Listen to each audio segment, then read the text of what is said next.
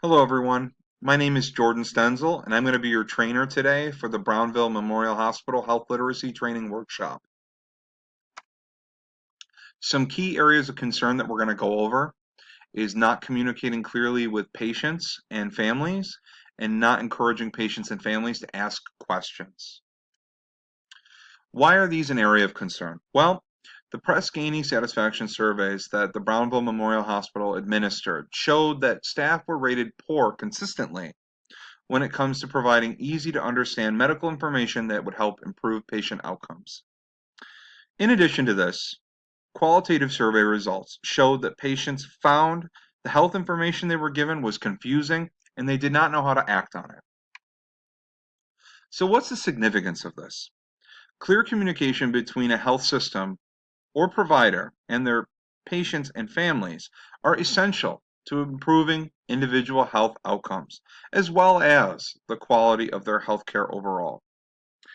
Also, asking questions throughout the process entails improving overall verbal communication and interaction with patients and their families, which then can lead to linkage to care for support-based systems.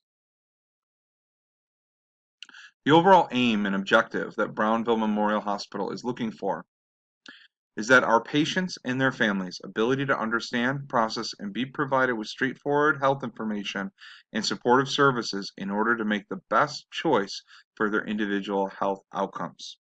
This is the thing we're trying to achieve. How we're going to do that? Well, let's start with some key communication principles. For starters, we're going to use short and simple plain language. We're then going to use key messages and repeat them for understanding. After this, the teach-back method will be used to ask and check for understanding. After this, open-ended questions only, no close-ended questions. And then finally, using easy-to-read and visual educational materials to help further explain your message. So based on these key communication principles, we have best practices, which I'm going to go through all 7 of them. Slow down when talking to a patient or family. When you talk fast, the individual may not hear everything you're saying or be able to process what you're saying at that moment. So the best thing you can do is just slow down with your speech. Second thing, use plain non-medical jargon. The example I provided here, just say antibiotic. Pretty much everybody knows what an antibiotic does, instead of saying a big word like zithromycin, which can be confusing to people. Third, don't use vague statements. So for the example I'm providing here is, tell the person in clear, specific language, take the medication 30 minutes before eating food, instead of take with food, because that can confuse the person and perhaps lead to some issues with taking the medication that they've been provided. We're going to continue on. Use plain language. For example, instead of saying epidural cream, which does mean skin cream, just say, put this on your skin. The fifth thing, use key messages only and repeat. So 1 to 3 key points on what the patient needs to do, and then keep repeating this. This way the person's going to get it, really ingrained in their mind and begin to understand what you're looking for exactly. The sixth thing, use the teach-back method to look for understanding. This is very similar to using key messages and repeating, except with the teach-back method, you're going to ask the patient or their family somewhere in the discussion to repeat back to you what you had said for clarity. And this is a really good way to get the person on the spot, because you're going to know right then and there if they heard what you were saying. And if they didn't, then you have the chance to use some open-ended language to ask more probing questions. And speaking of that, and I think this is the most important piece of best practices, is to use open-ended questions only. Because if you use a closed-ended question, you're going to shut yourself off with yes or no answers, and you're not going to know for sure if the person's walking out of the office with the information that they needed. So for example, just stick with simple things. What questions do you have? Avoid saying things like, do you have any questions or questions for me? Those options, as I said yet again, are closed questions and can lead to a simple prompt of yes or no. So now I want everyone here to get into their role play activity. All right, so let me go through what we're going to do. We're going to get into groups of 3, and you're going to pretend that you're in a live patient visit at the office. One of you will play the patient, one of you will play the provider, the other person's going to observe, and the observer is going to write and offer input at the end of the exercise. And we're going to rotate. So this exercise is going to be 30 minutes long to complete. Every 10 minutes, we're going to have one of you rotate into a role that you haven't been yet.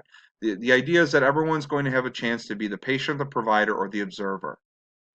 So the purpose of the exercise ultimately is to hear, see, and experience these health literacy skill sets in action and offer each other feedback on what worked and what didn't work.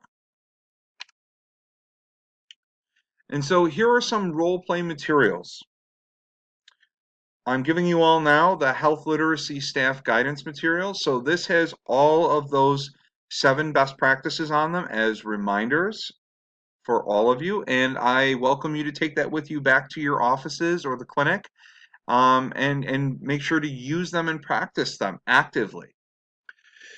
The next thing is that you're going to have a document for patient-friendly written materials. So on this is going to have, for your fake scenario, very easy to see images, big, large text, and it's short and simple words. And you're going to use this to provide during your role play activity experience.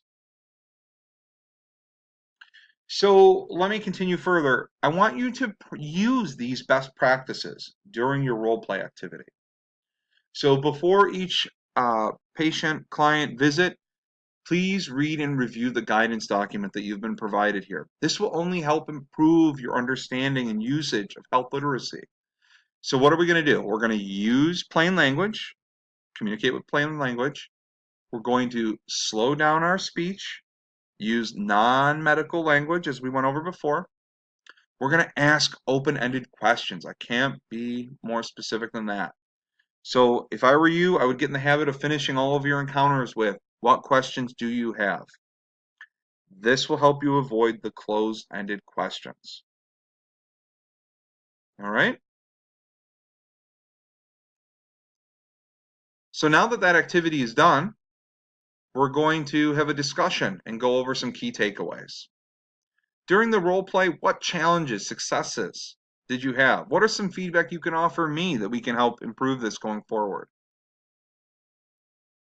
Some other information I want you to consider is to treat everyone that you encounter within the clinic and in the healthcare setting with universal precautions. You've heard this about blood care, HIV, AIDS, and so on.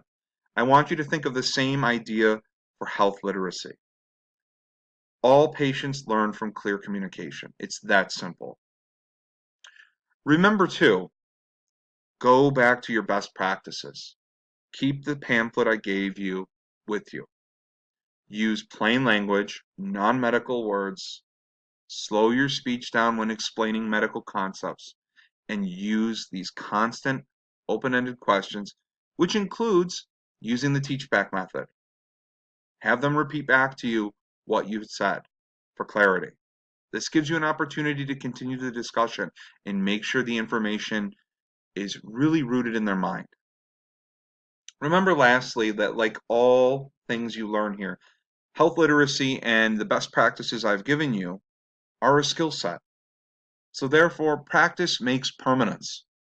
Continue to practice this during team meetings, huddles, your pods, and so on. This will create quality assurance and improvement going forward.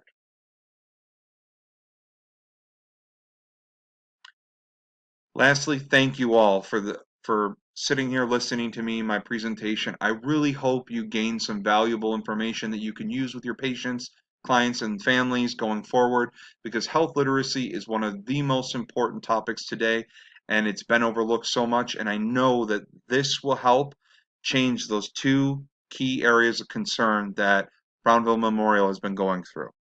With that said, I just want to thank you.